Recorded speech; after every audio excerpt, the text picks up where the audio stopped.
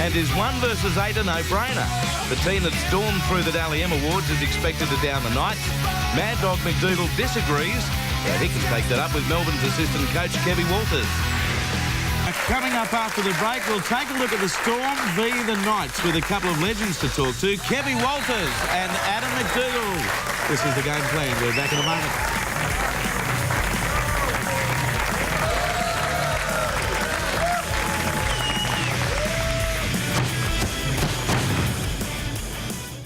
All right, well, the Newcastle Knights last week thoroughly, convincingly defeated South Sydney to make the top 8, and here's the Knights team, Joe. Yeah, well, look at this back line, Andrew. 6 out of the 7 players have played for their state or better, so there's definitely plenty of strike there. Junior Sow comes back in the mix. It's good to see Edwards. He started last week, and they definitely benefit from him. This is a good side on paper. Isaac De Gois is in good form. A good, strong bench as well. I'm certainly not writing the Knights off. Well, one of the Knights' best players in recent weeks has been the wily veteran. He is retiring, of course. His name is Adam Mad Dog MacDougall. He joins us from Newcastle. G'day, Adam. G'day, guys. How are you? Excellent, mate. Well, obviously, we know you're retiring. It was your last home game at Osgood Stadium last Friday night, potentially your last game this weekend. But watching you play it, you're not prepared to quite give it up just yet by the looks of it. No, I had a great night the other night, and obviously gratitude goes out to the Knights and all the fans. They were fantastic in their send-off to me the other night. It was obviously up there with anything I've been fortunate enough to achieve in the game, and it's a night that I'll have fond memories of for the rest of my life. And I'm just trying to approach every game and get as much enjoyment out of as I can at the moment, and hopefully there's a few more to come still. Adam, you've always been the player over the long period of time that you've played rugby league with the Knights. Always been that real competitor. You love the big game atmosphere. Nothing will change this week against Melbourne. You'd love to get a win against them. Oh, mate, I'm over the moon that we get the opportunity to go down to Melbourne and play finals football, and it's been 2 years in the building for this club. It's the same group of players that have been together for a long time, and you know, we've been striving to achieve this for 2 years, as I said, and it's something that we know doesn't come along very often, and we want to grab the opportunity with both hands and make the most of it. Mate, you've got a wonderful combination with Uate. Is he a bit of a sponge, mate? He loves hearing off the old Warrior? Yeah, no, he loves you, Blocky, as you know. No, and, you, not me. He's an easy guy to deal with. Yeah, no, but he loves everyone, mate. And he's a great guy to play with, and he certainly provides me with a lot of entertainment, a lot of laughs. I'm sure that I may have retired a couple of years ago if I didn't turn up to training in the mornings, watching him eat burger rings and have a Red Bull for breakfast, or you know, watching him do his funny dance or listen to Justin Bieber, Baby Baby, before the game. So he certainly kept me young at heart, and he certainly provided a lot of laughs. But on the football field, it gives me the attitude of let's just rip in and see if we can do some damage together and score some tries. And certainly in the last few weeks, he's been doing a good job of that as well. Dukes, when people are talking about the big players at Newcastle, this bloke doesn't often get mentioned, but I seem to think that when your team's firing, he's generally having a big game. Isaac De Gois, he's been playing some good footy lately. He's a big player for you blokes, isn't he? Well, I think obviously the number 9 at any club is probably the most important player. I think the modern game, it revolves around the ruck. 70–80% of tackles are made there, and any momentum or impetus that you gain on the football field is developed from the ruck. So the hooker's the first guy that gets the opportunity to recognise the ruck speed, and he's the one that looks to create the momentum for you off the back of the quick play the balls and see where they're short on numbers. So Cameron Smith's not only the best hooker in the game, he's the best player in the game, and the reason being he's the most important player because of his position. And Isaac De Gois is the same for us. When he's firing and when he's able to get out there and get us on the front foot and create some momentum and do that for us, we're a much better football side. And the thing I love about him most is he's got a dog's body, to be fair. It's a bit like a poodle, actually. I've said it before to him, but I certainly can tell you, mate, he can hit like a hammer. And he's usually the hammer and not the nail. He's the one doing all the damage usually when he makes the tackles. And he's certainly someone that a lot of guys look at him at stature and probably run at him, but I can assure you he's rattled some ribs this year. He's a very tough competitor. Well, Kevy Walters said that they haven't been worried about your second half woes. They've only been watching you guys play in the first half in recent weeks on tape. But it is an area that you guys have to address, obviously, Adam. You need 80 minutes to beat the Storm. It's probably fair to say we haven't been worrying too much about the second halves either. So the way we've been turning up when we run out in the field in the second half, you would have thought that we've well and truly had a nap at half time, put the queue in the rack. But obviously this week we realised that why the Melbourne Storm are the number one team in the competition is they're able to do the little things for the full 80 minutes. That's what separates the top teams from the bottom teams. It's not the flashy plays, it's not the ability to score tries, it's the ability to do the 1% efforts minute by minute and for the whole 80 minutes that separates the top teams from the bottom. And that requires concentration, a good attitude and a really determining steel attitude to be able to do that for the 80 minutes. And finals football, if you aren't able to do that, you'll be on the end of season drink before you know it. Well, if this is the end, thanks for the memories, Adam. Let's hope you've got a lot more in you. Good luck on Sunday against Melbourne. Thanks, guys. Always a pleasure. Thank you. Good on you, mate. Mad Dog. Adam MacDougall, wonderful player for such a long, long time. Well, for the Knights to beat the odds and win against Melbourne on Sunday, they'll definitely need captain Kurt Gidley to play a major role. And this week, Locker has made him his game breaker. When I think about competitors, I think Kurt Gidley. He plays every play and his enthusiasm rubs off on his teammates. The modern-day player can play in a number of different positions. Kick returns are an important part of getting your set started. There's nothing better than being a forward and looking up to see your back three making yardage. When his team hits a flat spot, it is Kurt who scoops up the ball from dummy half and makes inroads. Two in the half. Gidley at a dummy half, almost gets his way through. He is also a great foil for his halves, sniffing out any chance that Newcastle creates. You can bet Kurt Gidley will be there. Gidley, he's come into play there, hasn't he? And he's a handy goal kicker, which makes him Newcastle's game breaker. And it's a lovely looking kick and the flags go up. Yes, Kurt Gidley, wonderful player, and as you point out there, Blocky, you can do it in so many different ways. Yeah, Andrew, I just love his energy, Joel. Just the way he's always on ball. He's one of those, like if you look in AFL terms, he's a ruck rover. He's always there and about. He's one of those players, if you see him in the sheds, just his presence, he just lifts the side, doesn't he? He sure does. Look forward to seeing him on Sunday as well. We're going to take a break in a moment or two, but Kurt Gidley and the other captains in the final series would like nothing more than to lift the Premiership trophy in 4 weeks' time. Next, we'll hear from them. You are watching The Game Plan. We'll be back shortly.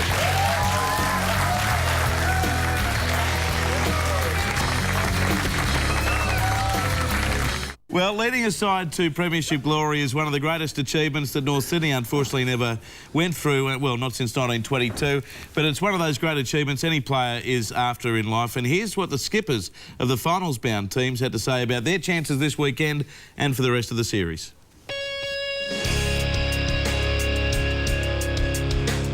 It doesn't really matter what you've done in the other rounds of the competition this year.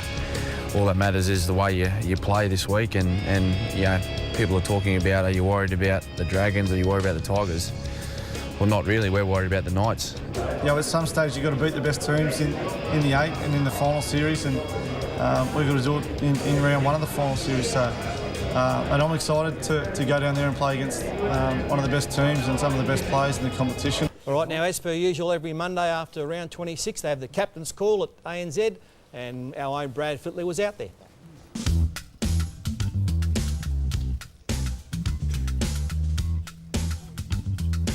Big Akuila, Cuckoo, what impact's he having off the field, like in the community? And I know even people who aren't Knights supporters love him. He's infectious. He's got a great personality. He's bubbly, and you know, he's got a great smile that just rubs off onto everyone. Now, Storm and the Knights. The Storm are $1.31 against the Knights $3.50. It's at Amy Park. It's on Sunday, live, 4 p.m. I think we're on air from 3:30 down there. Ladies and gentlemen, be prepared for a shock, an absolute shock when you see the tips. Daryl's tipped the Knights. Tell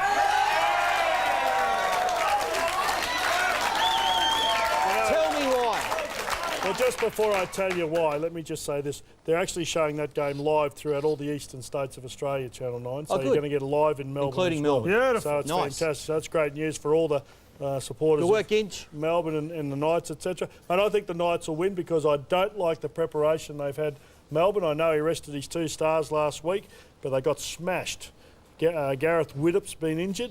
There's a doubt over... He's not playing Widdop, I don't think. Widdop's out, but I think there's... Mate, I wish that thing would stop doing. That's forward, mate. Can you give it what's doing out in the back? Maurice Blair, there's some doubt on him. He went out injured last week. And I just think they're starting to lose players at the wrong end of the season. Adam Blair's out, obviously, suspended. I think they are vulnerable, and I reckon Newcastle can get them. Three best players in the world. Three best players in the world, Melbourne have got. Might be the three best players in the world, but I'm telling you, I think if the Newcastle forwards can hold them, they got some good players there. I like their back row. They got a great back row, Newcastle. They got blokes like Uate, Gidley, Stig, blokes like that, Mullen in the back line. I think they have got a real big hope. Let me ask you this question. I was talking with Kurt Gidley tonight, and they've done their research on the weather. They should have rung you. Yes. But they're forecasting rain. They're forecasting a wet pitch down there. What effect will that have on the game, if any? That'll make it sloppy and wet. No, but on them, which team would that favour? I've got no idea. Melbourne. But I'm saying Newcastle because I'm tipping them. Okay. I think... Well, of course you're tipping them. That's why you're saying them. Their second halves don't make you a little bit nervous. Their last two second halves they've got smashed. Last week they led Souths by 30 to 4. 3 minutes. Doesn't worry me. 3 minutes later, it was 30 to 24. South scored 4 tries in like 3 minutes. Did you not see that? Well, you're getting a chocolate ice cream at that stage. He's on a diet. He's on a diet. Actually, I didn't see it. Let him tip Newcastle. That's okay. That's fine. I don't know. You've got to have big ones to tip Newcastle. Look at all the Newcastle fans here. All Who right. thinks Manly's going to win out there? No one. I'm right. You know, the last twice, I'd love to see them win. I'll be honest with you, because it's a great city, and I just love so many people from up there. But they've been to Melbourne. Their last twice they've been to Melbourne, they've got beaten by 30 and 30. That's the magic number. The last twice they've been there, they've been thrashed by 30 points. Are you listening? And I think they've won twice. Newcastle's won twice from the last 11 matches they've played. So I don't know where your form guide's coming from. Just run me through your reasons again. I've got something for you, Mr. Middleton. I'm not David Middleton. I'm just trying to tell you. He's Ray Warren, by the way. I'm telling I didn't say that. I'm twice tipping Newcastle again because you said twice a lot in that sentence. I think Newcastle, and here's my man, Akuila Uate, 4 tries last week. You watch him run over the top of those Melbourne blokes. Why are you calling him Akuila? I don't know. What do you call Akuila for? Akuila, is it? That's rude. Yes. Yeah, no, look, they're a very exciting team, and they did play well last week, but their defence at stages was so raggedy, it was awful. And that's what they'll have to work on this week, because Melbourne, with Cooper Cronk, with the little short passes and Billy Slater hanging around. I just grabbed you by the arm. I was going to say to you, have a look at this chase from Isaac Luke. I didn't know he was so fast. I mean, it looked like Uate would go away and score by 15 metres, but the kid, Isaac Luke, he was right on his hammer. Jeez, he's fast for a number 9 anyway. The Melbourne-Newcastle game. I think they're well coached, Melbourne, and at the end of the day, I think they'll just have a bit too much. Especially being at home. They've got fantastic stadium there. What do you think about the forward battle? I think the story and the forwards too good. Tough forward pack and What about the way South just went down? No, it's a legitimate question. I was very disappointed that that's how it's getting beat, but just being conceding 26 points to 6 in good time. Mario, ventriloquist. You do work for the league. If Melbourne win, where do they then play in 2 weeks' time? Do they stay at Amy or they go to Etihad? Do you know the answer to that? They probably stay at Amy, I'd say. But obviously they're looking to get the biggest crowd they can, and they may go to Etihad, but I'm not too sure. So it's an open-ended answer. But they'll have, they'll still have a home ground. In other words, NFI, no idea. What does the F stand? Well, it's it. People can throw stones. That's fine. It doesn't bother me. No, we're not. I got hired like a rhino being on this show for. We love you, Falcon. We love you, champ. Hey, Freddie, you've been out this week. He's a champ. We love you.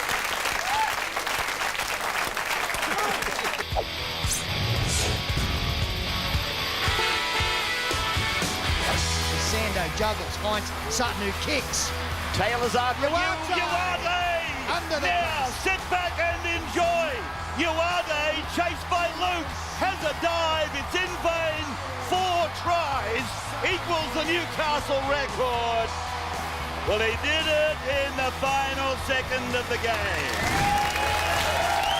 And that was our Mr. Navara power play of the week. The wonderful Akuila Uate scoring 4 tries last weekend, and Newcastle play Melbourne on Sunday. Daryl exclusively tipping them on this magnificent show. I'm going to have a chat to the audience members to see what they're going to do in the I'll have a chat to the couple, so what they're going to do during the finals. This couple here, you guys are, who do you support? Newcastle Knights. Newcastle Knights. So after 1 week, your finals runs will be over. I'm just joking. Take it easy. It's a couple. I know this couple. If the Knights win, would you play like doctors maybe in the bedroom? I certainly hope so. How do you play doctors? Oh, together, I hope. I like to play doctors myself for 1 hour. Do you know how to make it last for 1 hour, sir? You keep it in the waiting room for 57 minutes. As we go to a break, we like to wind back the clock. We're going to look at some finals matches of the past. And here's one the Bears supporters get a little look in. The Newcastle Knights against the North Sydney Bears in 1995. David Manson didn't have a hand in the first try. It was plain for all to see.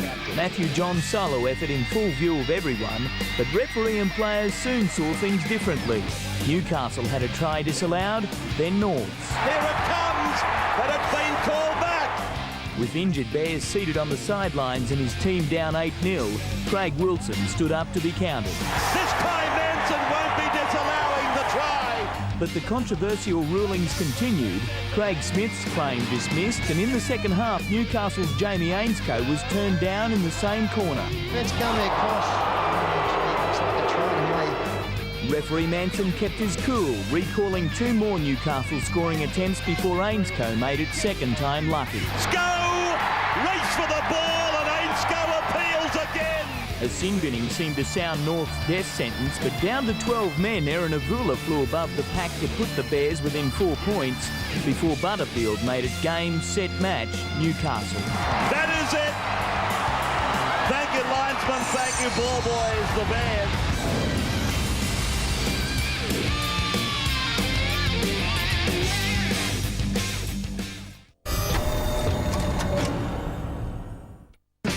Dancing in the moonlight, it's caught me in its spotlight.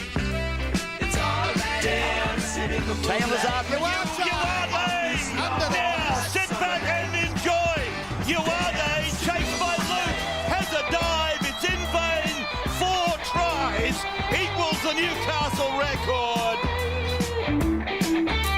He's a man of great rhythm both on and off the field. 4 tries against South Sydney last week, including that one we saw, a 95-metre effort. That is 12 tries in his last 7 games and 40 tries from 46 appearances in the NRL.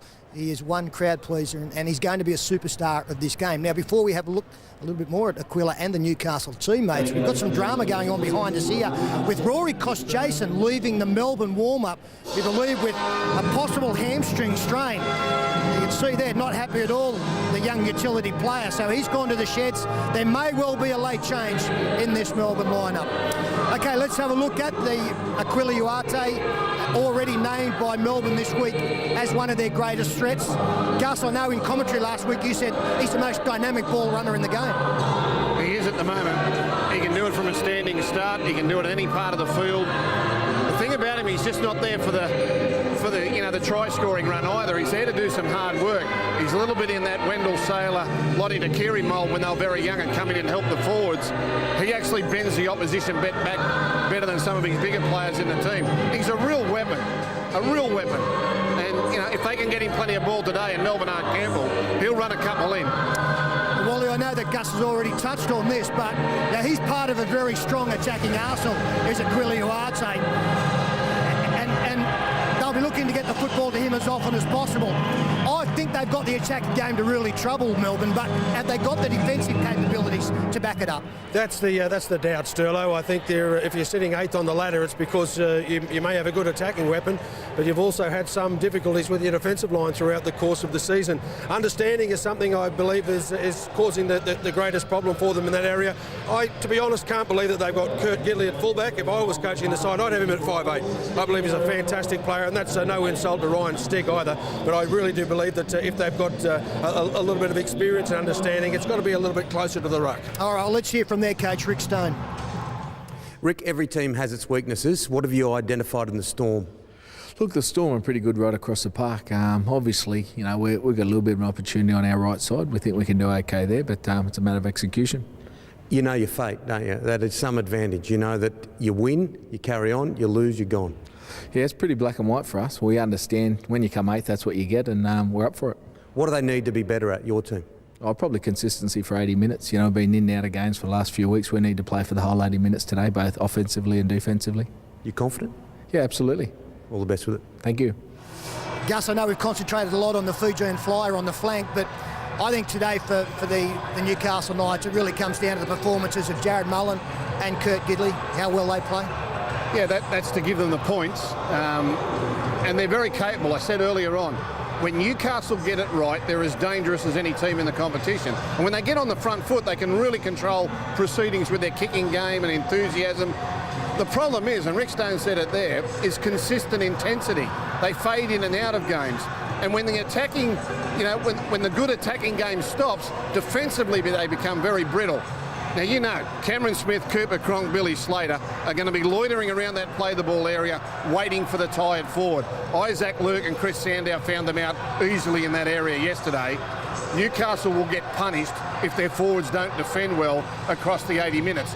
For me, that's their focus today. The forwards have to defend well every play, every minute for the full 80 minutes.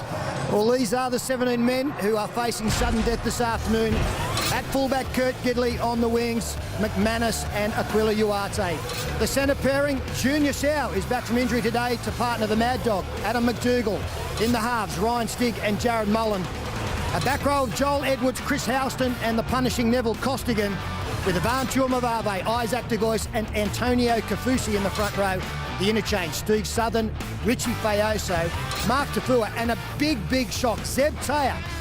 In Jersey 18, he's only played 4 games this season, and they were the first 4 matches of this year. So a real chance taken here by the Newcastle lineup. And on TAB Sportsbet, they are outsiders. The Storm, the home team, $1.28. The Knights, you can get $3.75. And if you like plus or minus betting, it is plus or minus 11.5. Who do you like here, guys? Still, I'll go with the Storm. I think Widdop's return probably boosts their chances, but it's not going to be an easy day at the office for them. Gus? A nervous day for the Melbourne Storm. I think they'll get home, and I think it'll be very nervous at some stage. Sports Night is next with Rob Canning. And Rob, the Knights couldn't weather the storm, the Savo. That's right, Kath. The Knights bundled out of the NRL finals race. We've got the highlights ahead, plus plenty more.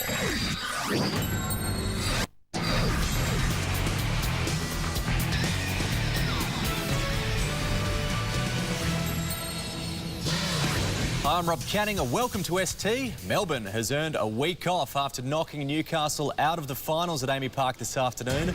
The Storm allowed the Knights back into the game, but they held on to win 18-8. It was always going to be a tough task for the Knights. Gifting Melbourne their first try didn't help their cause. Duffy's away. Melbourne will score under the uprights of the southern end. The visitors struggled to hold on to the ball as the Storm built on their lead. Well, Slater does better. Champion, he eclipses them all with a try. A brilliant kick from Cooper Cronk set up a third before the break, and it was 16-0 to the home side. Cross, Slater's underneath it.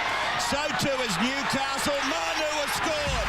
The Storm's dominance continued in the second, but the Knights didn't give up. They found their feet in the 63rd minute when Kurt Gidley put them on the board. Gidley will score. Newcastle are on the board. And when Akuila Uate scored, he cuts out MacDougall. Uate. They can't stop him. The visitors thought they had a chance, but it wasn't to be. The Storm home 18 points to 8. Victoria Murphy for Sports Tonight. Last week, take a look back on the career of our mate, the Mad Dog.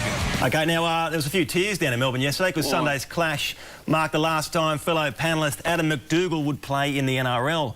Our reporter Adam Thompson has taken a look back at the Mad Dog's stellar career. Does the Mad Dog get it over?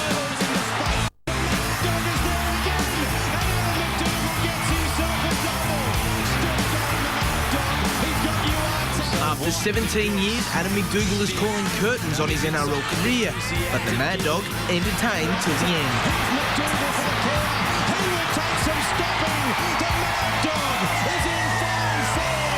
Despite debuting for the Roosters in 1995, it was in Newcastle where MacDougall became the Mad Dog. In his first year at the club, he left his mark on the 1997 Grand Final. Newcastle have won the Grand Final! A State of Origin call-up followed in 1998. Oh, that's very dangerous. It's just grass, it just goes under your feet, it doesn't really matter. The proud New South Welshman collected 11 caps in the sky blue. MacDougall! MacDougall equalled that for games played for Australia. The loaded out wide, MacDougall is in! Premiership glory repeated in 2001. There's the hula! Newcastle have won it! In 2004, he began an injury-riddled 3-season stint with South Sydney. The highlight, a chance to play with younger brother Luke. MacDougall out of the loop, over in the corner. Now he's going to improve it, just getting it down. They say home is where the heart is, though, and in 2007, the Mad Dog returned to Newcastle. Oh, I suppose Russell and Peter have got a vision of where they want South to go, and I'm obviously not part of that. In 2008, he met a young Fijian at training. That meeting, the beginning of one of the most devastating centre-wing partnerships in the NRL. MacDougall out of a tackle, taken by McQueen, got it to Uate! At the end of the day, as a centre, it's my job to let my winger score tries, and I think I'm doing a pretty good job. Earlier this year, MacDougall announced this season would be his last. But after the passing of his dad and best mate Gil before round one, he was left devastated and ready to walk. My dad was obviously my best friend. It's something that's taken a massive toll on me, and something that has been hard. But thankfully for the Knights and their fans, he did not. And it's Dougal across field, the Mad Dog away from Henry. The Mad Dog's in. Mad Dog, thanks for the memories. He's one of the true characters of the game, is our Mad Dog. I've got to say, the players I respect most, those that I've played with and against, are those true competitors that leave nothing in the tank at the end of the 80 minutes. And for, 17 seasons, we've watched the Mad Dog ply his trade. And, mate, I've got to say, I've played against you at Origin, I've played against you at club level, and you're just one of those blokes that everybody thinks about before the contest. And you've had a wonderful career, and I think I'm speaking on behalf of all of us here when I say congratulations. You're a good player, even a better bloke, and we can't wait to get you back on the panel, champ. Well done. Do you think he's really watching? He's probably at a bar somewhere. He records it. Oh, does he? Okay. I know he does. Yeah. He hasn't he? He's really formed a formidable combination there with Uate this year. Can't you see the Mad Dog in Uate? Can't you see the influence that Mad Dog's had on Akuila, the thriller? Yeah, for sure. He plays very similar to Mad Dog in his early years. I also see it going the other way. I think Chock, his enjoyment, and you've played against these boys, Matty, the energy levels and the enjoyment that he brings to his own game, Uate, I think he's helped Doogs enjoy his footy even more. You can see in that film clip just before the game, they feed off each other. Those two have got so much energy, and when you play against Newcastle, their right side, if you're not defensively on, they're going to punish you. So. Absolutely. Does Jeff Tibby mention Mad Dog at all? Not at all, mate. I wouldn't have thought so. And Mad Dog, if you're out there? If you're out there listening, Mad Dog, we love you, champ. It's been a fantastic career. On behalf of myself, Ricky and Adam Hawes, well done. We miss your son. Can't wait to get you back. 2 weeks to recover, and he's back on this show, and we will owe him a beer, Ricky. Even you have to dig deep. Absolutely. But thanks for watching. We'll see you all again next week on 1 Week at a Time.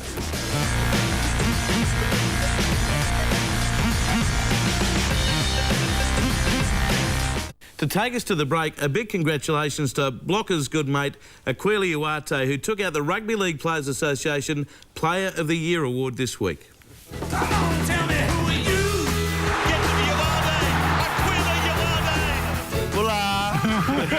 Stepping, beating 2 or 3 of them. Uate is over for Newcastle. Aki, you've scored 8 tries this year so far.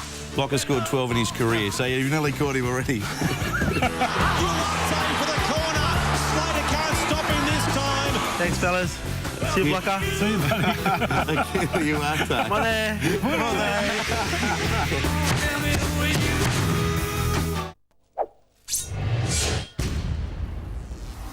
Coming down the tunnel, led out by retiree Adam MacDougall. His last game at Osbridge. Loose ball, and MacDougall's got Uate on his outside. He's away, Uate. Mad Dog showed us a little bit of the old dog there. And MacDougall. What a performance. Away to MacDougall, out of the tackle. Adam MacDougall coming up. The crowd love it. That's how long he's been around, Rabs. He's a toe poker. Straight between the sticks. Newcastle farewells the Mad Dog. One of the nicest people I've met in rugby league.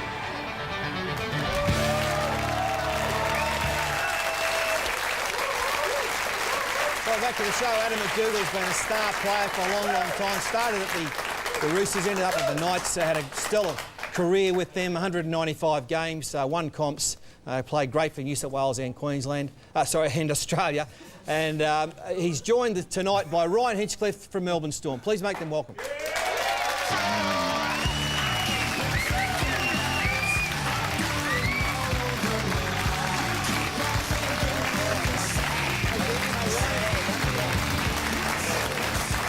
Of course, you guys played against each other in your last game last week, Dukes, and Newcastle got beaten 18-8, but not disgraced. It was a pretty good performance down there. Yeah, no, it was a tough day in Melbourne. Obviously, they're a quality side, and they'll probably go a long way towards winning the competition. And whilst we didn't go away with the points, it was a good performance from the boys. Do you think they obviously weren't back to their best? I mean, they led 18-0 and you came back at them. Do you think they're capable again to win the comp, or if not them, who would it be?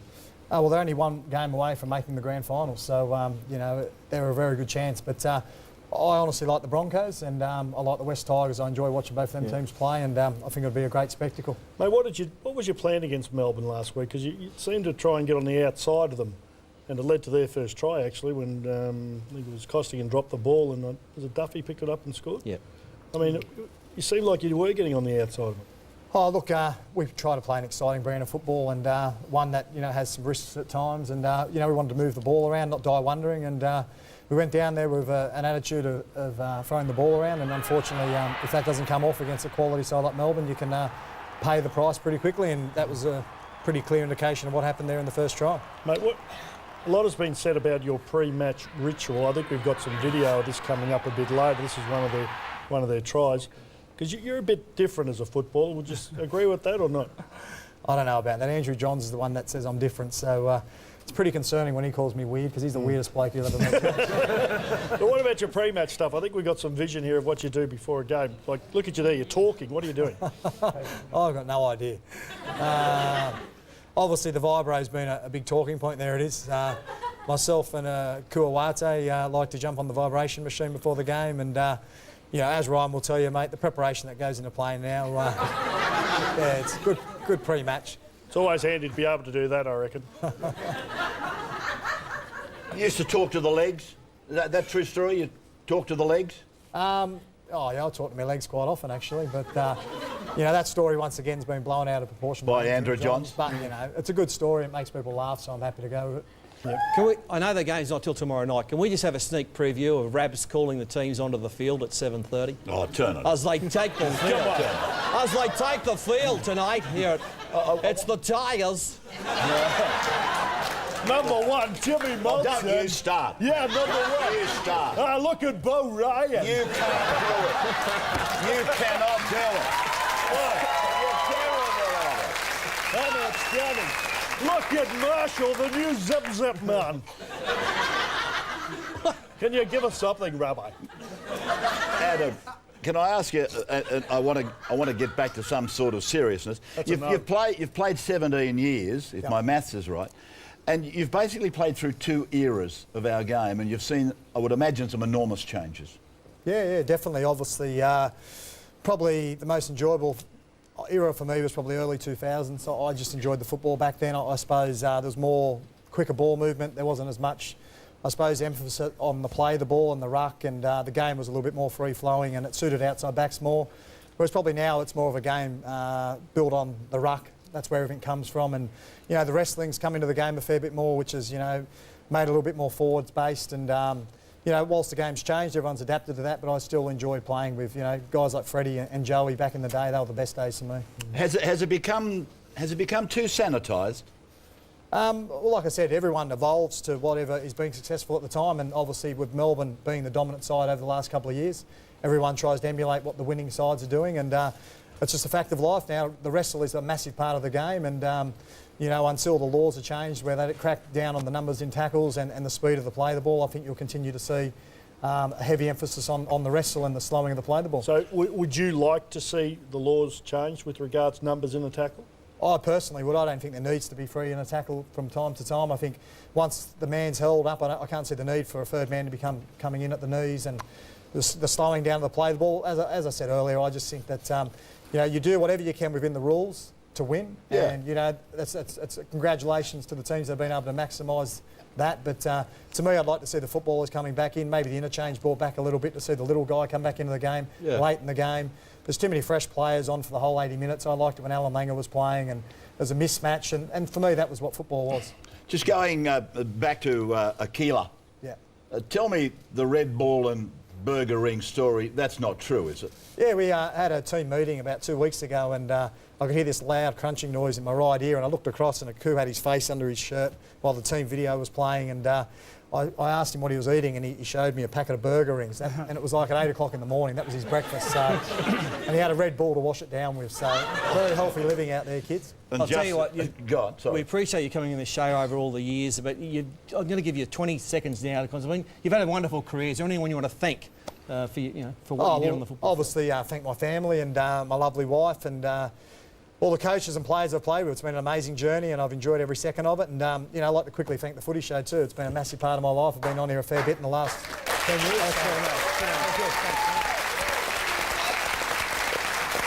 Listen, we're all going to hang around with it for a couple of more segments, and Ryan, we're going to say goodbye to you. You've got a plane to catch. Please thank Ryan Hinchcliffe for us. Enjoy the weekend off, Ryan.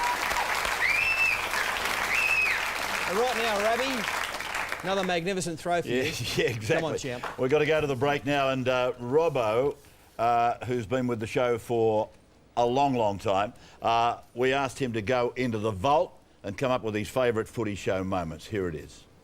Yeah, it was 97. I'd had a good year. I got the phone call from Gary Burns, and he said he wants me on the show, and I said, oh, I've been waiting for the call, guys. Since then, they haven't been able to get rid of me. If you weren't riding a horse, you'd be an extra in Snow White and the Seven Dwarfs. And in 2000, I had a nasty fall. I broke my neck, and the Footy Show rang up and asked me to come on to the panel live. They wanted to see how I was going. The Fat was concerned. Thanks, Fat.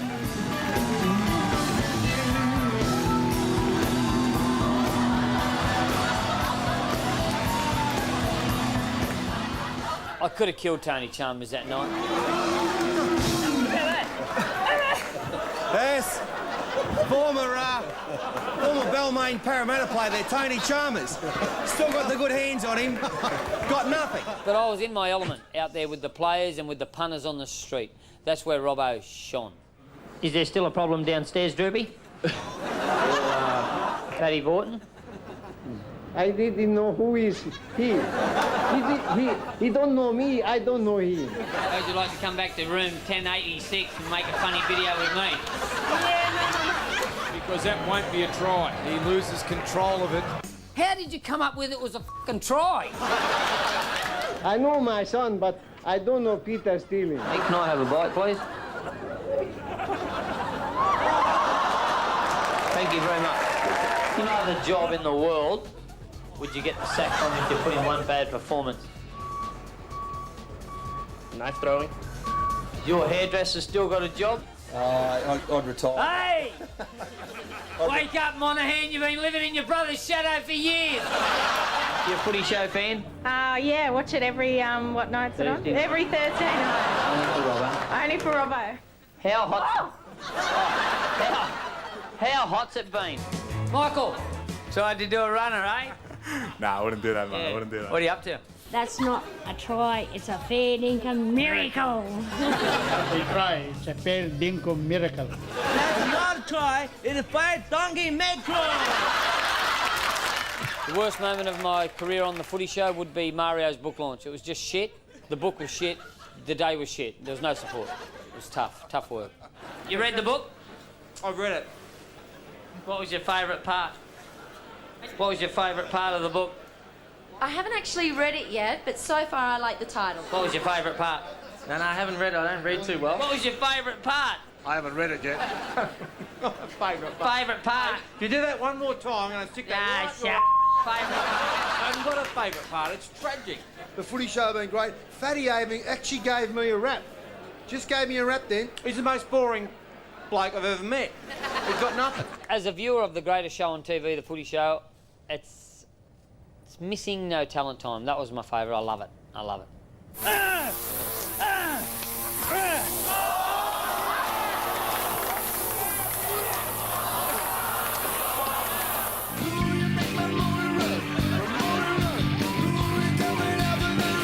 Your act brought back many memories to me.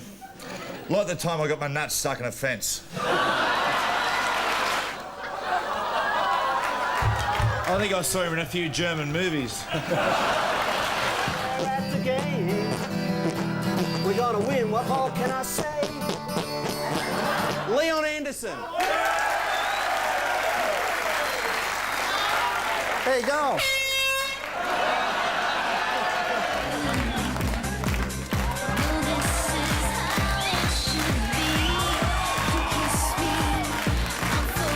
I bet you're one of those blokes that just locks yourself away in a room. Reading dirty magazines. And the problem is what? Oh, he's got wanker written all over him. Welcome to the club. Well done, that's a 10. Well done.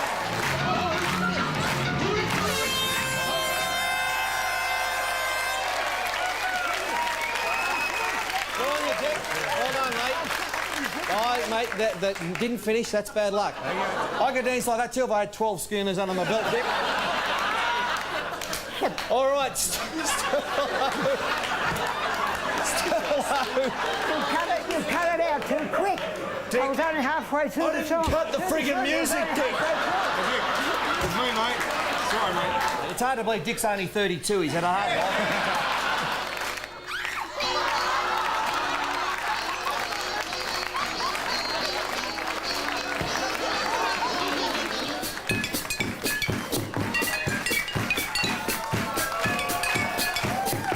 I fell in love with long necks a long time ago. I've been very faithful ever since.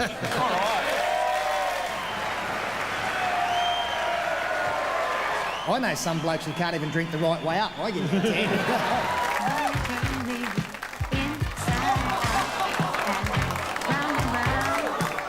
Now that is footy show talent.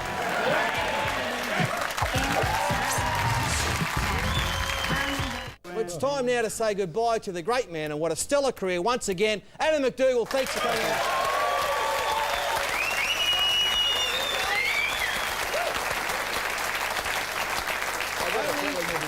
Yeah, he'll be back. Not playing football. I got to feel he'll be back on this panel. I think he goes good. He talks a bit too much sense though. Forthright comments. For the Looks normal. good. Sterler looks good. Can you do a Rabbo for us just before we go? I've got nothing, mate. I wouldn't insult the great Come on, man. MacDougall over in the corner. Just try one. I've got try nothing, one. mate. Seriously, I please. honestly can't do it. Don't go there, I dudes. can't go. Look at the mad dog. Can you do that? I can't do it, honestly. Now, one of the stories during the week, look, I guess it counts for nothing now. It's all over for the Dragons. But Wayne Bennett, on his day off, going up the F3 freeway to have what was supposed to be a secret meeting with the Newcastle Knights. Now, a lot of people taking issue to it, saying, one, it's a bad look, two, was he not concentrating on the Dragons? They're going into, sudden death match. MG, what was your reaction to this when the story broke? Didn't give a stuff. I had more of a worry about what the players were tweeting about Wayne Bennett. And I'm on Twitter. And I think if you've got to be prepared to say something to someone's face, if you want to say it in the social networks. And I think some of the things that, in particular, Mark Tahir, who has since retracted what he said, they would have been on the drink. The boys are upset, but not a good look. Look, I think this really, if people have got an issue with it, and I can understand if you have got an issue with it, particularly if you're a St George supporter, isn't this the perfect opportunity to bar all mid-season goings on and just have a 4-week window as soon as the season finishes? We've got players doing it. We've got Jamal Idris, who did it at the start of the year, Nate Miles. There's an argument to say that after them signing with the Titans, they basically clocked off. There's an argument to say that Wayne Bennett, after he signed with the Knights, he clocked off. This further enforces that notion that people can say as much as they want about mid-season signings and it doesn't affect the club. It does. It does. If I'm a St George player... hang on, what about Ivan Cleary? He's going to Penrith. Hasn't affected the Warriors. I don't think it can be just a blanket statement saying that it affects everyone. I would like to see it happen. Yeah. So I understand more times than the Knights going to rattle the club. Yep. It hasn't rattled the Warriors because I think the Warriors are in search of their first premiership. That's the only thing that's keeping them together. Now, I'll read just because you've referred to the Twitter. Now, Mark Tafua, and this was reported, and the Telegraph covered the story, the Herald also. It was Mark Tafua who's tweeted to let people know that Wayne Bennett was up there. That's how the story broke. But this was how Mark spelled it out. A few of the anti-Wayne Bennett boys are drinking at Zeb Tahir's house while they have a meeting with Bennett. Worry about the Dragons U9 ball, Tafua tweeted. This guy is coach of the Dragons, but is having a meeting with all my boys. Yeah, well, there's Mark Tafua's off to the Sharks. Yes, well, he'll do a few spelling tests there to get entry to the Sharks. But look, there's nothing more dangerous than a disgruntled ex-employee, and that's what Mark Tafua was on this occasion. A couple of things here. There is no argument whatsoever to say that Wayne Bennett wasn't fully prepared. And preparing the Dragons to take on the Brisbane Broncos because, of course, he's won the 7 premierships. But PR-wise, and Wayne doesn't worry too much about PR-wise, it was a terrible look. And if he was going up there, I think he should have told his CEO, Peter Dowse, you would not have the boss of the National Australia Bank going on his day off and working for Westpac if he was joining them next year. Fair analogy. What's to say, and everyone goes, he can do whatever he wants on his day off, and that may well be fine, right? But does that mean Darius Boyd could have gone up there for a training session with the Newcastle Knights on his day off? Right? What I'm saying is, at least, and I realise that coaches make preparations for next year and signings are important and getting everything in place, but he at least should have said, hey, Dowsty, you know what? I'm heading up the freeway. I've got a meeting. That's just my point of view. But the Dragons were beautifully prepared. We saw that. And Wayne would always be. Arguably their best performance of the year. Yeah. Arguably. But, you know, and there's no more secrets with this Twitter, disgruntled ex-employees. Everyone's going to know. And Gus, you've already gone to print and publicly have said, look, not a drama. Wayne Bennett had everything in hand. Everything's sweet there. Yep. And no one should worry about it. No one. From the outside looking in, I can see people's concern, but from the inside looking out, no. And you're saying that may have been the only opportunity. Newcastle players going off end of season trips, and may have been it, and he's factored that in. And Newcastle's got to get on with their preparation too, and their coach has got to be there. Now, as we go to a break, after break, talking more about the Tigers Warriors, but as we go to a break, a famous moment, well, it wasn't famous until now, in the career of Andrew Johns.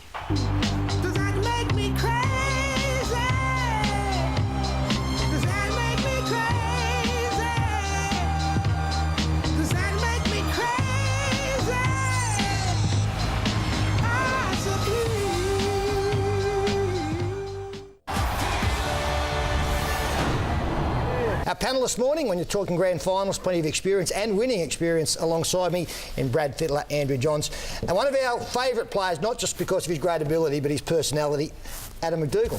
The retiree Adam MacDougall, who's always wanted to look like me, and you're starting to, it's almost like looking into a mirror. Very much alike. No, it's exciting to finally be on a show. We're going to sit them next to each other, but we thought it might get a bit confused. It's great to be on a show finally with a bloke that's got a good haircut. But if we sit next to each other and we get too close, we look like a backside. That's the problem. So we can't have that. But Dukes, well, obviously, we're getting to your career in a little while, and certainly have a look at this Manly and Warriors confrontation. But Newcastle got into 8th position, big win over South in round 26. How do you look back on the season with the Knights this year? A season of what could have been, really. We obviously went to Melbourne. We're disappointing not to come away with a result there. I thought we could have beat the Storm down there. We're very confident. But with all the turmoil that went on off the field this year, I think the boys showed a lot of character and resilience to stick together. And at the end of the day, we made the finals, which is a good result. Okay. He's had some injuries to some key players. Mullen had the pec injury. Gids was always in and out. He looked a bit wounded this year, so that can't help you. No, look, we had some injuries. Myself, I was gone for a while with bereavement, and there was a lot of key players missing at key What'd you times. My father, when he passed away, bereavement, obviously missed a large part of the year. So, we had a lot of experienced players, and in the modern game with your roster, obviously, so heavily weighed with so many young guys now, it's important to have your experienced guys there. So, I thought the young guys come on really well, gained a lot of experience, and the Knights are going to be a team in the next couple of years to look out for. All right, we'll come back and have a look at what was a marvellous career. I think, spent 25 seasons or something, Duke, so we've got plenty to talk about when we do come back. But let's get into Adam McDougall's career. As Tim pointed out, began back in 1995 with the Sydney Roosters, had a little bit of time with South Sydney as well, but we know him as a Newcastle Knight where he won premierships. And Dukes, you're 36, you're coming into retirement now, as we'll have a look at some footage of you playing, but I'd like to ask you two questions. First up, what are you fearful of missing in retirement? What are you scared most about missing with the game or around it? I think firstly I'm probably scared of missing the camaraderie and the mateship that you build with these guys. It's a special opportunity to sort of have a special bond with guys, and it's something that is very special and something that I've done since I come out of school. It's probably the second thing I'm scared of. I've never done anything else except for play rugby league. I come out of school at 17 and went straight in as a semi-professional footballer, and it's all I've ever known, so it's certainly going to be a big change for me. OK, without the commitment that goes with being a professional sportsman, what are you looking forward to? I suppose I'm looking forward to probably not being under the media spotlight, I suppose, all the time. I suppose that's something that is a lot more intense these days for modern day footballers. Gone are the days where you could just go to football training a couple of days a week, step away from it, and whatever you did off the field, you weren't always being scrutinised. So probably being able to relax away from, not under the media scrutiny full time.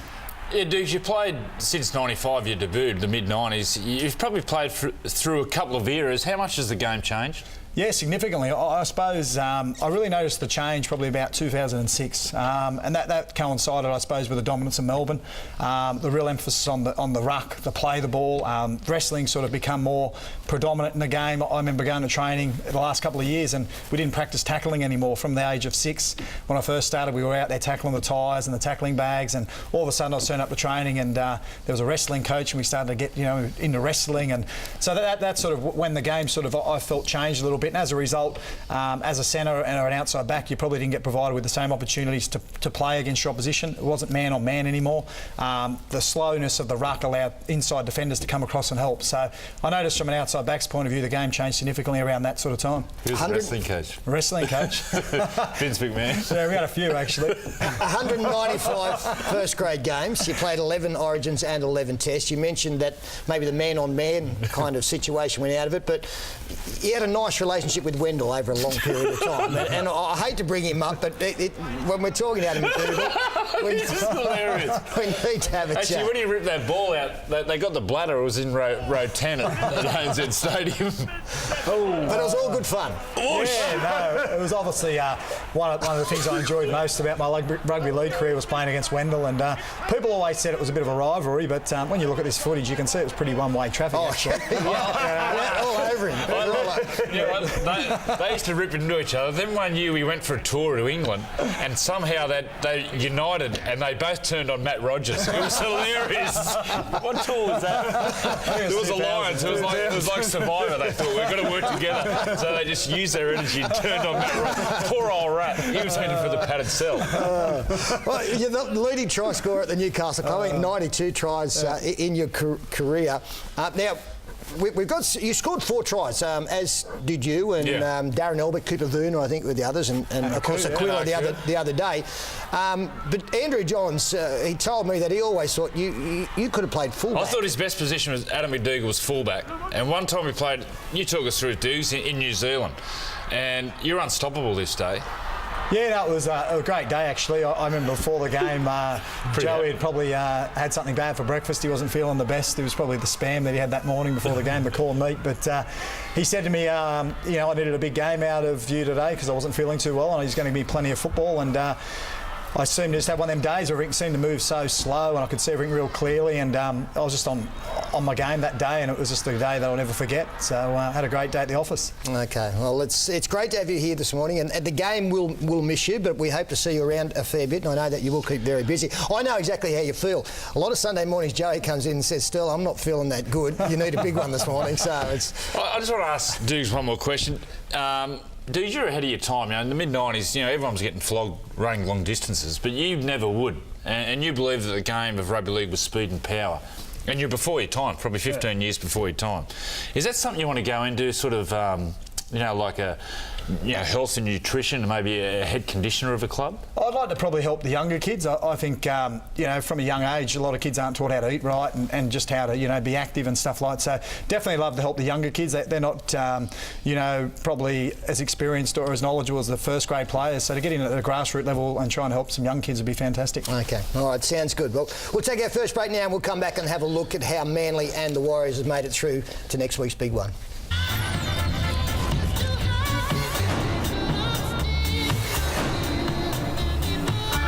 While we have news as far as movements, perhaps, now there's news, and we've been waiting for Wayne to arrive in Newcastle on this program all season. And, of course, Wayne has now arrived in Newcastle, and he's working wonders because Danny Buderus is going to rejoin the Knights after 3 seasons in the UK Super League. Confirmation this morning, in fact. He's coming back after playing with Leeds, and he still has 1 game to go with Leeds because they beat Warrington overnight, so he'll be taking on either St Helens or who else is it in the grand final next week.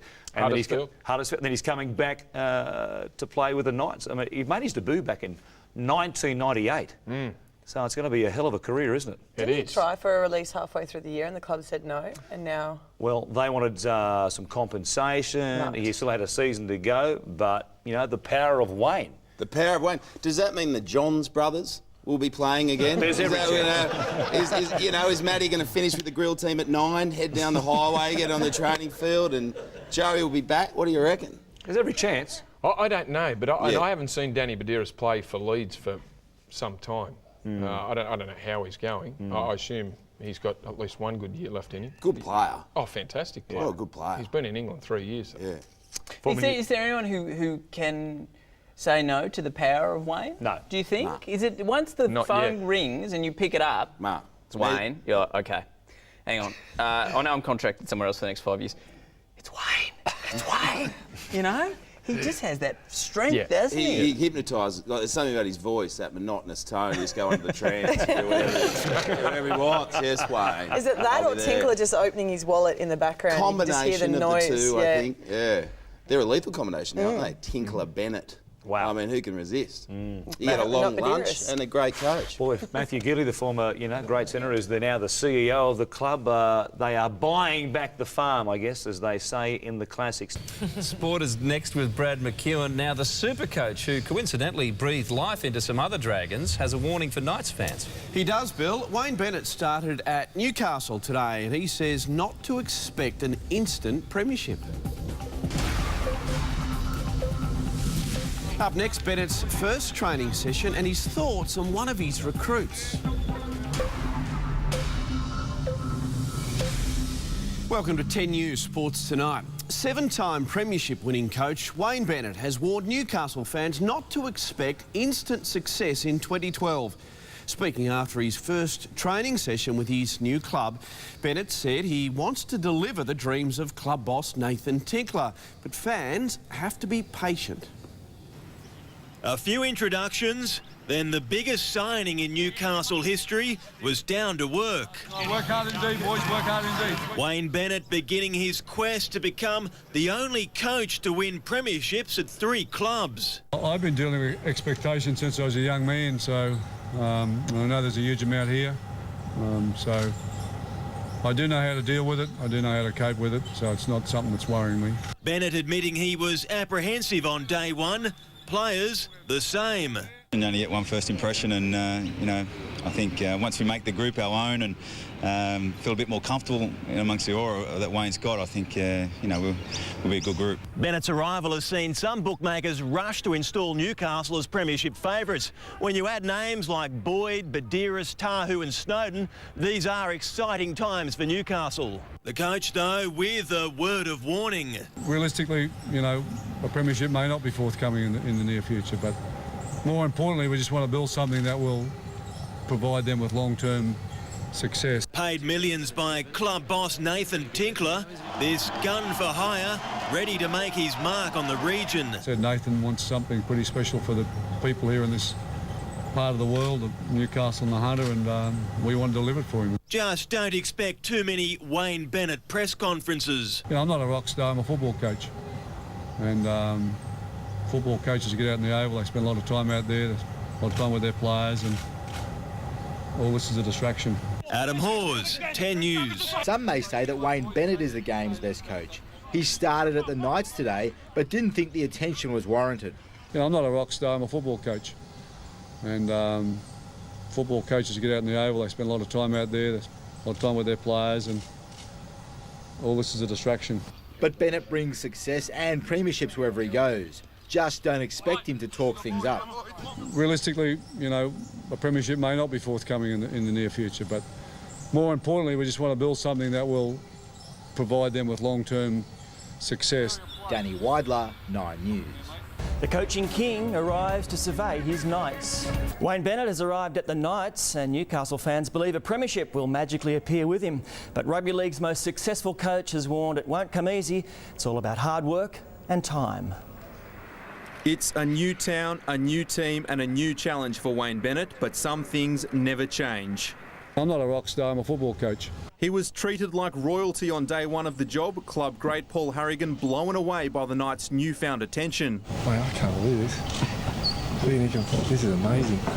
Surreal. Danny Buderus broke the final year of his contract with English side Leeds to be a part of Wayne's world. It's like a first day of school, and it is. You know, everyone's listening and wants to put in a good first impression. There's no talking back either, which could be hard for some to swallow.